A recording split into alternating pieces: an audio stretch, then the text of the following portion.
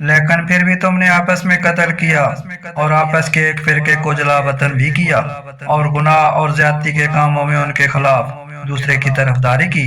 ہاں، جب وہ قیدی ہو کر تمہارے پاس آئے تو تم نے ان کے فدیے دیے، لیکن ان کا نکالنا جو تم پر حرام تھا اس کا کچھ خیال نہ کیا۔ کیا بعض احکام پر ایمان رکھتے ہو اور بعض کے ساتھ کفر کرتے ہو؟ تم میں سے جو بھی ایسا کرے اس کی سزا اس کے سوا کیا ہو کہ دنیا میں رسوائی اور قیامت کے دن سخت عذاب کی مار، اور اللہ تعالیٰ تمہارے اعمال سے بے خبر نہیں۔ یہ وہ لوگ ہیں جنہوں نے دنیا کی زندگی کو آخرت کے بدلے خرید لیا ہے، ان کے نہ تو عذاب ہلکے ہوں گے اور نہ ان کی مدد کی جائے گی۔